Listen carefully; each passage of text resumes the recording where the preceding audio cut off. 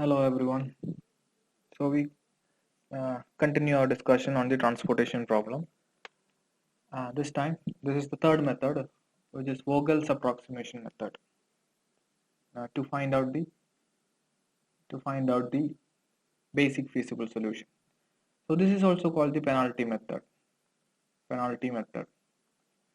So let's see how this works out. We will take the same problem. നമ്മൾ ഇതുവരെ എടുത്ത പഴയ problem തന്നെ എടുക്കാം. That is first problem which has 40 and 60, 50. Okay. ഇതായിരുന്നു supply points, right? And our demand points had requirement 20, 30, 50 and 50. ഇതായിരുന്നു demand പോയിന്റിലെ requirement. പിന്നെ തന്നിരുന്നത് കോസ്റ്റ് ആണ്, which is 4, 6, 8, 8, 6, 8.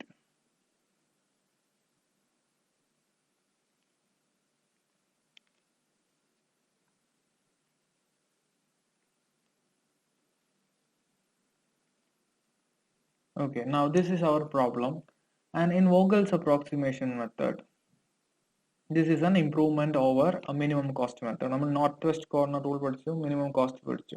സോ മിനിമം കോസ്റ്റിലേക്ക് വരുമ്പോൾ ഇറ്റ് ഈസ് സ്ലൈറ്റ്ലി ബെറ്റർ അല്ലെ, ബിക്കോസ് നമ്മൾ മിനിമം കോസ്റ്റ് എന്നുള്ള ഒരു ക്രൈറ്റീരിയ എടുക്കുന്നത് കൊണ്ട് this is better, minimum cost is better.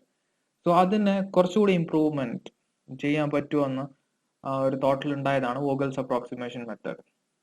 ഇതിൽ മിനിമം കോസ്റ്റ് എന്നുള്ള ഒരു ക്രൈറ്റീരിയ എടുക്കുന്നുണ്ട്, പ്ലസ് അതിന്റെ കൂടെ പെനാൾട്ടി എന്ന് പറഞ്ഞ ഒരു ഐഡിയയും കൂടി എടുക്കുന്നുണ്ട്. So let's find out how penalty works out in this method. So penalty എന്താണെന്ന് വെച്ചാൽ നമ്മൾ ഒരു റോ ആദ്യം എടുക്കും. റോ എടുത്താൽ യു ക്യാൻ സി ഫസ്റ്റ് റോയിൽ എന്തൊക്കെയുണ്ട്, 4, 6, 8, 8. ഓക്കെ, സോ നമ്മൾ ഐഡിയലി എന്തായിരിക്കും നമ്മുടെ ഉദ്ദേശം, 4ന് കൊടുക്കുക അല്ലെ. 4ലാണ് മിനിമം കോസ്റ്റ് ഉള്ളത്. സോ 4ലാണ് നമ്മൾ മാക്സിമം അലോക്കേഷൻ കൊടുക്കാൻ ശ്രമിക്കുക. നമ്മൾ 40 പറ്റുമെങ്കിൽ 40 കൊടുക്കുമായിരുന്നു, പക്ഷെ 20 ഇവിടെ ആവശ്യമുള്ളൂ. ഡിമാൻഡ് പോയിന്റിൽ 20 ആവശ്യമുള്ളൂ. സോ നമ്മൾ 20 ഒതുക്കേണ്ടി വരും. Now that is the logic, minimum കോസ്റ്റിൽ കൊടുക്കുക എന്നുള്ളത്.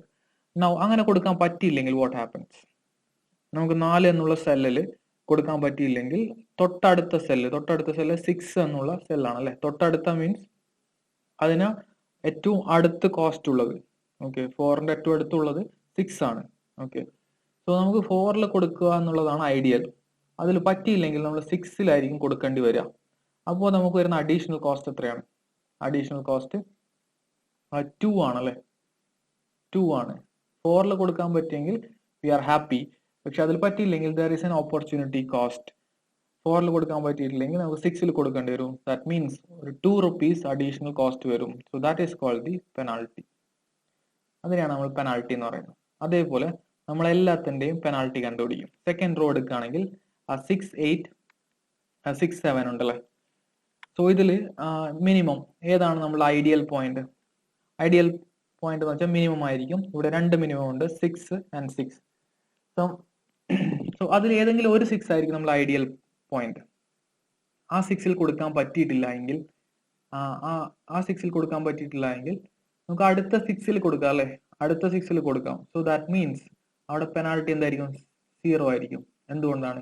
അവിടെ 2 6 ഉണ്ട്. നിങ്ങൾക്ക് ഒരു 6ൽ കൊടുക്കാം, അതാണ് ഐഡിയൽ. അതിൽ പറ്റിയിട്ടില്ലെങ്കിൽ രണ്ടാമത്തെ 6 ഉണ്ട്. സോ ദാറ്റ് മീൻസ് ഒന്നാമത്തേൽ കൊടുക്കാൻ പറ്റിയില്ല എന്നതുകൊണ്ട് നമുക്ക് അഡീഷണൽ ബാധ്യതയൊന്നും വരുന്നില്ല. അതുകൊണ്ട് അത് 0 ആവുന്നു. ഇനി നിങ്ങൾക്ക് ഇങ്ങനെ ലോജിക്കലായിട്ട് ആലോചിക്കാം, അല്ലെങ്കിൽ ജസ്റ്റ് നോക്കിയാൽ മതി.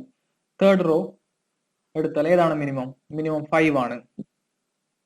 5ന് തൊട്ട് മുകളിലുള്ള ഏതാണ്? 5ന് തൊട്ട് മുകളിൽ 6 ആണുള്ളത്. So what is the difference? 6 - 5 1. അങ്ങനെയും ആലോചിക്കാം. ഒന്നുകിൽ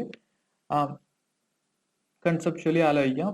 5ലാണ് മിനിമം ബെസ്റ്റ് പോയിന്റ് 5 ആണ്. 5ൽ പറ്റുന്നില്ല എങ്കിൽ അതിന് തൊട്ടടുത്തതിൽ കൊടുക്കേണ്ടി വരും. തൊട്ടടുത്തത് 6 ആണ്. So penalty 6.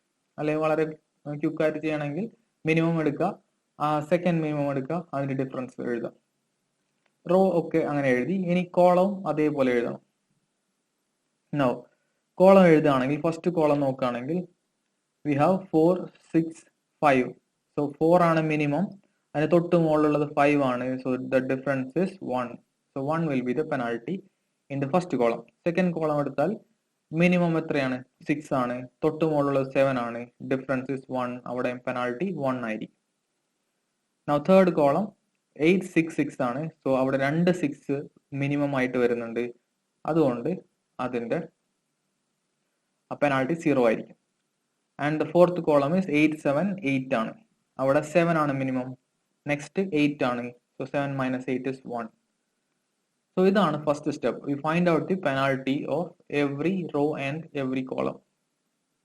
Now after this second step is to find out the maximum penalty. Penalty maximum ഇതാണല്ലേ, 2 ആണ് മാക്സിമം പെനാൽറ്റി. സോ അത് വരുന്നത് ഫസ്റ്റ് റോ ആണ്. സോ ഫസ്റ്റ് റോയിലത്തെ മിനിമം പോയിന്റ് ഏതാണ്? മിനിമം പോയിന്റ് 4 ആണ്. സോ ദാറ്റ് മീൻസ് 4ൽ നമ്മൾ ഫിക്സ് ചെയ്യും. 4ലാണ് നമ്മൾ ഫസ്റ്റ് അലോക്കേഷൻ ഫിക്സ് ചെയ്യുന്നത്. ഇനി നമ്മൾ ഇതുവരെ പഠിച്ച അതേ മെത്തേഡാണ്. 4 ഫിക്സ് ചെയ്ത് കഴിഞ്ഞാൽ 4ൽ കൊടുക്കാൻ പറ്റുന്ന മാക്സിമം എത്രയാണ്? 4ന്റെ സപ്ലൈ ഡിമാൻഡ് ഇക്വേഷൻ നോക്കുക. 40 ആണ് സപ്ലൈ, 20 ആണ് ഡിമാൻഡ്. സോ 20 കൊടുക്കാൻ പറ്റും. So we write 20 here. We cross out the column, we cross out the demand. Now സപ്ലൈയിൽ 40 ഉണ്ടായിരുന്നു, അതിൽ 20 കൊടുത്തു. സോ ബാക്കി 20 ആണ് ഉണ്ടാവുക. So this is the first step. ഇനി ഇത് റിപ്പീറ്റ് ചെയ്യണം. റിപ്പീറ്റ് ചെയ്യാന്ന് വെച്ചാൽ വീണ്ടും നമ്മൾ പെനാൽറ്റി കണ്ടുപിടിക്കണം. We need to recalculate the penalty. ആദ്യം ഫസ്റ്റ് റോ എടുത്താൽ ഫസ്റ്റ് റോയിൽ 6 8 8 ഉണ്ട് അല്ലേ. സോ മിനിമം എത്രയാണ്? മിനിമം 6 ആണ്. അതിന്റെ തൊട്ട് മുകളിലുള്ളത് 8 ആണ്. സോ ദ ഡിഫറൻസ് ഇസ് 2 ആണ് അവിടെ പെനാൽറ്റി. പെനാൽറ്റി മാറുന്നില്ല. ഓക്കെ, മാറുന്നില്ലെങ്കിൽ അതേപോലെ എഴുതാം, വേണമെങ്കിൽ അഡീഷണൽ ആയിട്ട് എഴുതാം. It's up to you. Second row എടുത്താൽ സെക്കൻഡ് റോയിൽ 8 6 7 ആണ്. സോ അഗൈൻ മിനിമം 6 ആണ്. അതിന്റെ തൊട്ട് മുകളിലുള്ളത് 7 ആണ്. So penalty change to 1. Penalty 1 ആയിട്ട് മാറി. ആൻഡ് റോ 3യിലത്തെ പെനാൽറ്റി എത്രയായിരിക്കും? 6 ആണ് മിനിമം, തൊട്ട് മുകളിലുള്ളത് 7 ആണ്. സോ അതിന്റെ പെനാൽറ്റി 1 ആയിട്ട് തന്നെ നിൽക്കുകയാണ്. സോ ഞാൻ അതുകൊണ്ട് ഈ 1 ഇവിടെ എഴുതുകയാണ്, അഡീഷണൽ ആയിട്ട് എഴുതുന്നില്ല. ഈ 1 തന്നെയാണ് അതിന്റെ പെനാൽറ്റി. ഓക്കെ, സോ എഴുതണം നിർബന്ധമില്ല. It's up to you. Okay, now കോളത്തിന്റെ പെനാൽറ്റി. ഫസ്റ്റ് കോളം കംപ്ലീറ്റ് ആയിട്ട് പോയി കഴിഞ്ഞല്ലേ, ഫസ്റ്റ് കോളം കംപ്ലീറ്റ് ആയിട്ട് ഒഴിവായി. സോ അതിന് നമ്മൾ ഇനി കൺസിഡർ ചെയ്യേണ്ട കാര്യമില്ല. സെക്കൻഡ് കോളം, സെക്കൻഡ് കോളത്തിൽ പെനാൽറ്റി എത്രയാണ്? പെനാൽറ്റി അഗൈൻ 1 ആണ്. തേർഡ് കോളം 1 ആണ്. ഫോർത്ത് കോളം 1 ആണ്. You can just check that. Okay, so any penalty, maximum penalty, maximum penalty is again 2 തന്നെയാണ്. റോ 1ൽ 2 തന്നെയാണ്. So we fix the row 2 again, sorry row 1 again.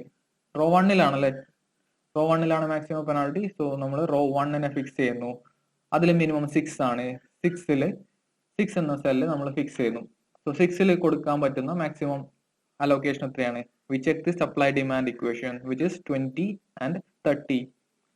20 and 30ൽ minimum 20 ആണ്. So we give 20 കൊടുക്കുമ്പോൾ we can cross out this because ഇവിടുത്തെ supply ഒക്കെ തീർന്നു. Now ഇവിടെ 20 കിട്ടിയപ്പോൾ 30ൽ ഇനി 10 മാത്രമേ ബാക്കിയുള്ളൂ. 20 കിട്ടി, 10 മാത്രമേ ബാക്കിയുള്ളൂ. This is the second iteration. Now ഇതിനി റിപ്പീറ്റ് ചെയ്യാണ്. വിച്ച് ഈസ് ഫസ്റ്റ് റോ പോയി, ഫസ്റ്റ് കോളം പോയി, ബാക്കിയുള്ളതാണ് നമ്മൾ ഇനി പെനാൽറ്റി കണ്ടുപിടിക്കേണ്ടത്. ഇവിടെ ഉള്ളത് 8 6 7 ആണല്ലേ. സോ 8 6 7ൽ പെനാൽറ്റി എത്രയാണ്? അഗൈൻ നേരത്തെ അതേ പെനാൽറ്റി തന്നെയാണ്. 6 ആണ് മിനിമം, തൊട്ട് മുകളിലുള്ളത് 7 ആണ്. So the difference is 1. Penalty same ആണ്. So I'm not writing it again. And അടുത്ത റോയിലത്തെ ലാസ്റ്റ് റോയിലത്തെ 7 6 8 ആണ്. സോ 6 മിനിമം, 7 തൊട്ട് മുകളിലുള്ളത്. So difference is 1. That means penalty is again 1. No change. ഇനി കോളം പെനാൽറ്റീസ് നോക്കുകയാണെങ്കിൽ 8 7ൽ അഗൈൻ 1 ആണ്. 6 6 0 ആണ്. അടുത്തത് 7 8 1 ആണ്. ഓക്കെ, 7 8 1 ആണ്. So the penalty is 1. So what happens? There is a tie ഉണ്ട്. So here also you can break the tie according to your wish. So that means ഏത് വണ്ണും എടുക്കാൻ പറ്റും. സോ ഞാൻ ഈ വണ്ണാണ് എടുക്കുന്നത്. I'm just choosing this one. So ഈ one എടുക്കുകയാണെങ്കിൽ that means ഞാൻ ഈ കോളമാണ് എടുത്തിരിക്കുന്നത്. സോ കോളം നമ്പർ 2 ആണ് ഞാൻ ഫിക്സ് ചെയ്തിരിക്കുന്നത്. 1 പോയി 2. ഓക്കെ, 2 ആണ് ഞാൻ ഫിക്സ് ചെയ്തിരിക്കുന്നത്. 2ൽ മിനിമം ഏതാണ്? 2ൽ മിനിമം 7 ആണ്. 7 എന്നുള്ള സെല്ലിൽ മാക്സ് സപ്ലൈ ഡിമാൻഡ് ഇക്വേഷൻ എത്രയാണ്? 50 ആണ് സപ്ലൈ, 10 ആണ് demand. So we can give 10 here. 10 കൊടുത്താൽ ഇവിടുത്തെ ആവശ്യമൊക്കെ തീർന്നു. So we can cross this out. നമുക്ക് ക്രോസ് ഔട്ട് ചെയ്യാൻ പറ്റും. നൗ 10 എടുത്തത് കൊണ്ട് ഇവിടെ ബാക്കി 40 മാത്രമേ ബാക്കി ഉണ്ടാവുള്ളൂ.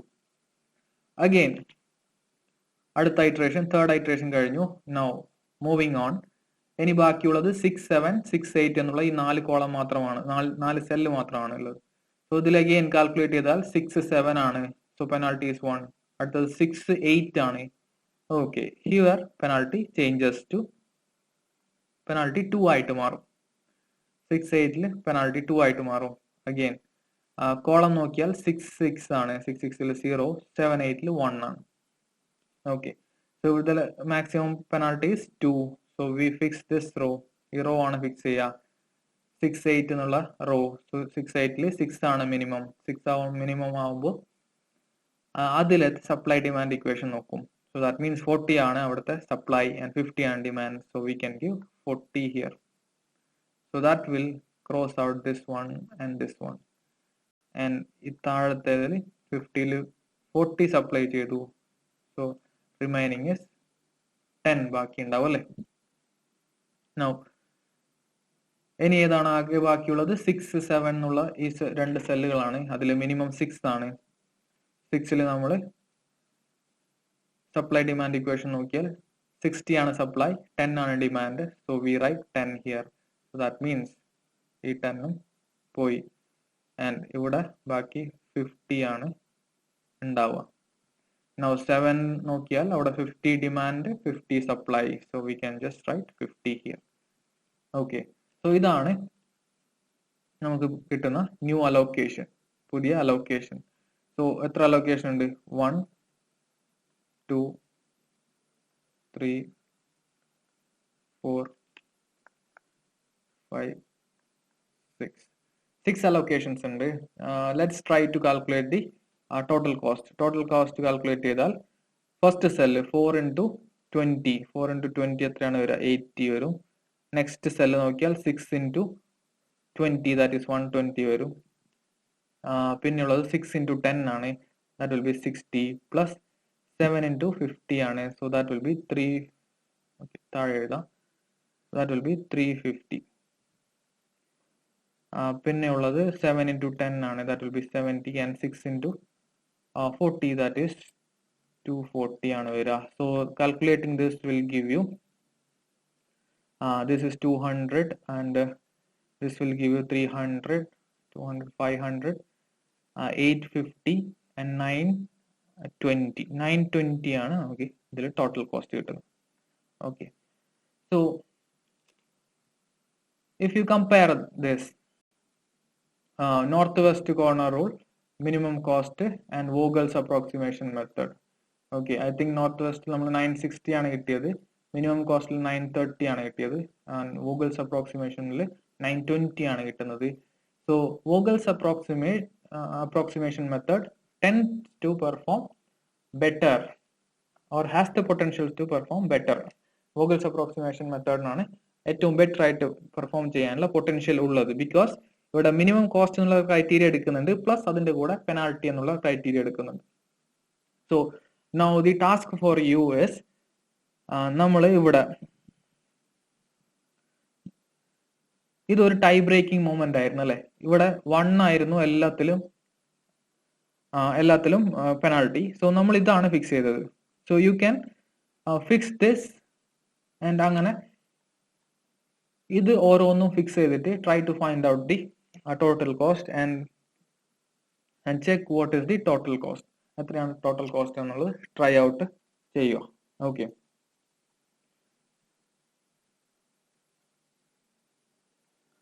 So in such situation നിങ്ങൾക്ക് കാണാൻ പറ്റും Vogel's approximation method അതിന് ബെറ്റർ പെർഫോമിങ് ചെയ്യാൻ ഒരു പൊട്ടൻഷ്യൽ ഉണ്ടെന്ന് മാത്രമേ ഉള്ളൂ, എപ്പോഴും ബെറ്റർ ആയിട്ട് പെർഫോം ചെയ്യണമെന്ന് ഇല്ല. ഓക്കെ, പക്ഷെ അതിന് ഒരു സിറ്റുവേഷൻ ഉണ്ട്. ബിക്കോസ് മിനിമം കോസ്റ്റ് മാത്രമല്ല, ഒരു പെനാൾട്ടി എന്നുള്ളൊരു ഐഡിയ കൂടി അതിൽ ഇൻകോർപ്പറേറ്റ് ചെയ്യുന്നുണ്ട്. Okay, so this is the Vogel's approximation method. So now you can നമ്മൾ രണ്ടാമത്തെ problem you can try this method. Okay, രണ്ടാമത്തെ problem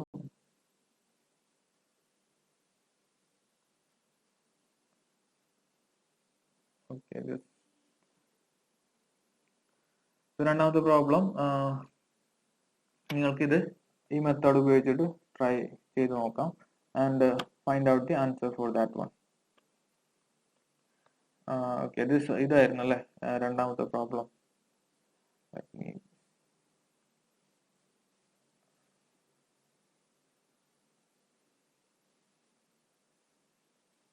Okay, you can try this out. Okay, ഇത് Vogel's approximation മെത്തേഡിൽ ചെയ്ത് നോക്കാം and compare with the minimum cost and northwest rule.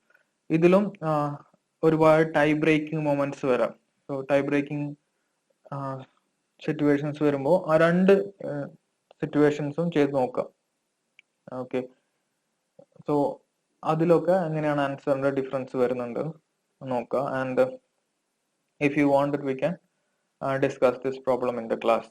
Okay, so അത്രയാണ് Vogel's approximation മെത്തേഡിനെ കുറിച്ച് പറയാറുണ്ട്, അല്ലെങ്കിൽ പെനാൾട്ടി മെത്തേഡ് എന്ന് പറയാറുണ്ട്. Okay, so now we will discuss the further ideas in the next class. Okay, so that's it. Thank you.